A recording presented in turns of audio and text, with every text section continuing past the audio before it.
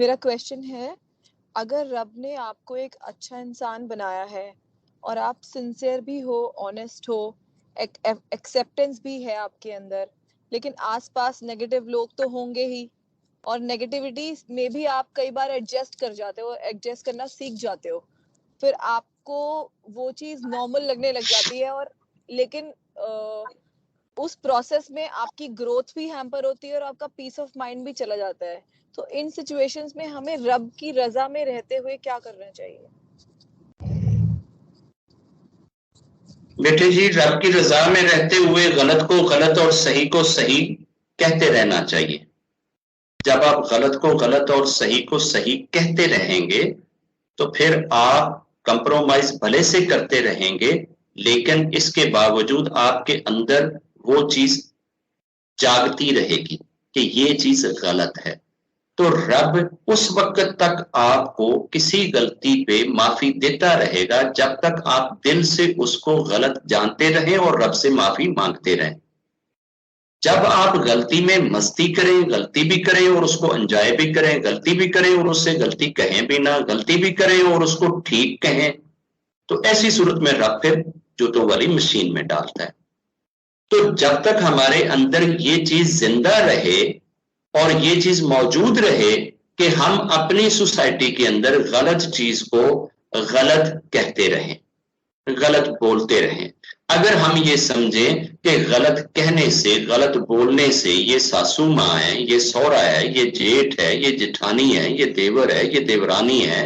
ये भाई है, ये भाभी है, ये तो सारे भड़क जाएंगे, ये तो सारे जुनाब गले पड़ जाएंगे और सारे मेरे से रूठ जाएंगे, तो आप गलत ना कहें, आप उसको गलत समझें। दिल में तो गलत समझे ना कि यार ये चीज गलत है। आपके दिल के गलत समझने पे भी रब आपको माफ कर देता है।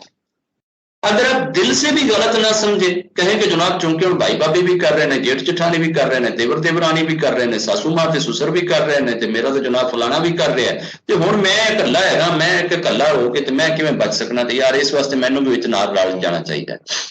अब आप रल गए हैं तो रलते हुए आपको रब जानता है कि आप मजबूरी से रल रहे हैं या शौक से रल रहे हैं। अगर मजबूरी से आप मिल गए हैं, वो आपकी मजबूरी है, उस वक्त उनके साथ पांव मिलाना, हाथ मिलाना, आपके पास कोई ऑप्शन नहीं है, कोई रास्ता नहीं है उससे बचने का, अवॉइड करने का, और दिल आपका अंदर से उस चीज से नफरत करता है, हेट करता है, कराहत करता है, तो ऐसी सूरत में आपका वो हाथ पांव मिलाना या उनके साथ मिल जाना भी रब माफ कर देगा। रब देखता है आपकी इंटेंशंस को, रब देखता है आपकी सोचों को, रब आपके जाहिर के ऊपर फैसले नहीं करता, वो आपके दिलों और नीयतों पे फैसले करता है। हमने एक एग्जाम्पल बहुत पहले शेयर करी थी कि अगर दो शख्स किसी ऊंची बिल्डिंग से, बिल्डिंग के पीछे अगर गटर के पानी का तालाब है, वो उसके अंदर गिर जाते हैं। अब दोनों ही गिर गए, दोनों ही अपवित्र हो गए, गिर जो गए हैं। अब गिरने के बाद एक शख्स ये सोचता है कि यार हुण मैं कोई पवित्र ते रहा नहीं, कमर तक ते मैं हुण अपवित्र हो गया, लिहाजा हुण इहदे च खूब एंजॉय करो, खूब मस्तियां करो, खूब तैराकियां करो, खूब डुबकियां लो, खूब ऐ करो। अब एक शख्स उसमें एंजॉय करने लग जाता है और दूसरा उससे निकलने की कोशिश करता है। अब जो निकलने की कोशिश कर रहा है वो मेरी तरह का अनाड़ी तैराक है, तैरते हुए हाथ पांव मारता है, ते ओते हाले एनी तक कमर तक लतपत होया सी, ये भाई साहब का सिर मुंह भी सारा लतपत हो गया, ये नक च भी पानी पै गया, मुंह च भी पानी पै गया, हर पासे पानी पै गया, मगर ये बाहर निकलने के लिए हाथ पांव मार रहा है। अब वो जो बाहर खड़ा, जो बीच में खड़ा है, वो हाफ अपवित्र है, मगर वो बाहर निकलना चाहता नहीं है, वो दिल से खुश है, वो दिल से इंजॉय कर रहा है, वो हैप्पी है अपनी उस चीज पे। उसने उस चीज को आड़ बना लिया है, बहाना बना लिया है, उसने एक जवाज घड़ लिया है कि चूंकि जी मैं ते गिर गया और मेरे ते वास्ते नहीं, मैं ते गिर गया इस वास्ते अपवित्र में हो गया, और बाकी जिंदगी भी अपवित्रता जी गुजारने। अब यह शख्स चाहता है कि इससे मैं बाहर निकल के जाके किसी वॉशरूम में अपने आप को पवित्र करूंगा, साफ करूंगा, मैं इस जगह पे इस गलाजत के माहौल में नहीं रहना चाहता। तो निकलने की कोशिश करते हुए भले से इसकी आंखों में पड़ जाए, कानों में पड़ जाए, नाक में पड़ जाए, मुंह में पड़ जाए, हाथ में पड़ जाए, सारे शरीर पे पड़ जाए, फिर भी रब इसे माफ कर देगा, क्योंकि रब जानता है कि यार ये तो बेचारा निकलने की कोशिश कर रहा है। आप किसी ऐसे क्लब में चले गए हो जहां आपके ओल्ड सारे फ्रेंड आ गए, आपके टीचर आ गए, आपके रिलेटिव्स आ गए, आपके और बहुत सारे, और सब ने जनाब दारू की बोतलें छलकाना शुरू कर दी। आप अगर उनको समझाने की कैपेबिलिटी में है,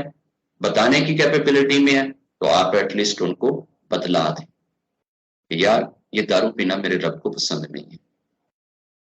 ये मेरे रब के अगेंस्ट है। अगर आप ये समझते हैं कि ऐसा कहने का मतलब ये होएगा कि अगली 2-4 बोतलें आपके सर पे तोड़ दी जाएंगी, आपकी जान को खतरा है, आपके शरीर को खतरा है,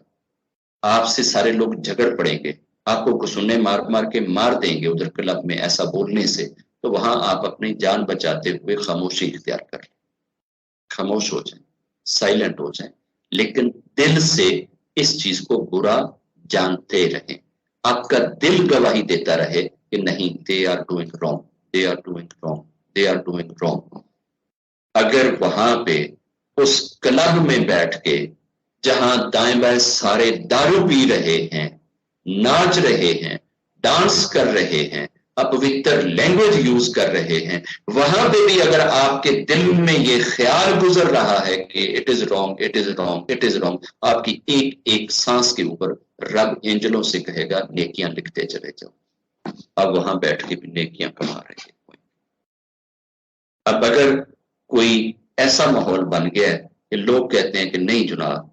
इसके भी मुंह में डालना है ताकि ये ना कह सके कि इसके मुंह में डला नहीं। आप अगर जबरदस्ती 2 दोस्त पकड़ के, फ्रेंड पकड़ के, एक आपके बाजू पकड़ लेता है, दूसरा आपका मुंह खोलता है, तीसरा उसमें बोतल उंडीलता है, तो ऐसी सूरत में चाहे दारू आपके अंदर भी चला जाए, आप पे कोई पाप नहीं कि आपने नहीं पिया है। आप उसको दिल से भी बुरा जानते हैं, एक्शन से भी बुरा जानते हैं। ये तो दूसरों ने जबरदस्ती कर दी है।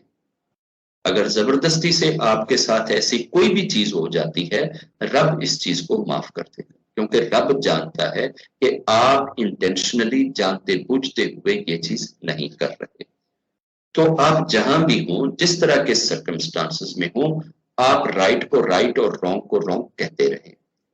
जहां आप ये समझें कि राइट को राइट कहने से, रॉन्ग को रॉन्ग कहने से लोग मेरा सर फाड़ देंगे, लोग मेरे से नाराज हो जाएंगे, मैनू घरों कट देंगे, कोई होर स्यापा पा देंगे, उत्थे थोड़ी देर बूथा बंद कर लो,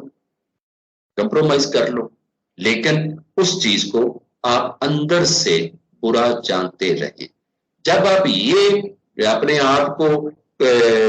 उनके रहमो करम पे छोड़ दें ना कि यार उन चूंकि मेरे ते बस च है नहीं है, चेंज मैं इन्हों कर नहीं सकता, बोलने जोगा हैगा नहीं, इस वास्ते मैं भी थोड़ा जा रल ही जाऊं। अब ये अगर आप रल गए हैं तो फिर रब भी जानता है आप जितना सा रले हैं उतने से रले का हिस्सा आपको भी मिल जाएगा। अगर आपके यहाँ कोई शादी है, कोई फंक्शन है और आप जानते हैं कि वहां पे सब ने न्यूड डांस करना है, और अगर टोटल न्यूड बन नहीं तो कम से कम हाफ न्यूड डांस तो सारों ने करना ही है। अपना पूरा बदन, अपना पूरा शरीर लोगों को दिखाना है और डांस ऐसे ही होना है। तो अब आप भी अगर खुशी से शामिल हुए हैं और आप भी ये कहते हैं कि शादी एक बहाना है, ये एक आड़ है, ये एक मौका मिल गया है, तो यहाँ तो चूंकि सारे ही आधे न्यूड हैं, तो हम भी अगर आधे न्यूड हो जाते हैं तो क्या फर्क पड़ता है। तो ऐसी सूरत में रब जानता है, आपकी इंटेंशंस को जानता है, आपकी नीयतों को जानता है। उन नीयतों के हिसाब से उतने से जूतों वाली मशीन में आपको भी डाल दिया जाएगा जितना सा आपने बहाना बना के एंजॉय किया। अगर आपने उस जगह को, उस माहौल को, उस सिचुएशन को भी बुरा समझा, बुरा बोलना, बुरा कहना चाहा, मगर हालात ऐसे नहीं है कि आप उसे बुरा कह सकें, बुरा बोल सकें, मगर दिल के अंदर आप बुरा जान रहे हैं कि नहीं ये चीज बुरा है, ये गलत है, मैं ऐसे नहीं कर सकता, तो रब उस चीज पे आपको रिवार्ड देगा। अब आपकी इंटेंशन और रब, ये 2 चीजें ऐसी हैं जो हर थर्ड पर्सन से छुपी हुई होती है। ये मामला डायरेक्ट रब का और बंदे का होता है। हर बंदे के दिल को रब डायरेक्ट जान रहा होता है, जिसके ऊपर तीसरी कोई चीज गवाह हो ही नहीं सकती। इसलिए ये सारे का सारा फल रब ही अता करेगा, क्योंकि इस चीज का पता सिर्फ रब को। जय गुरु।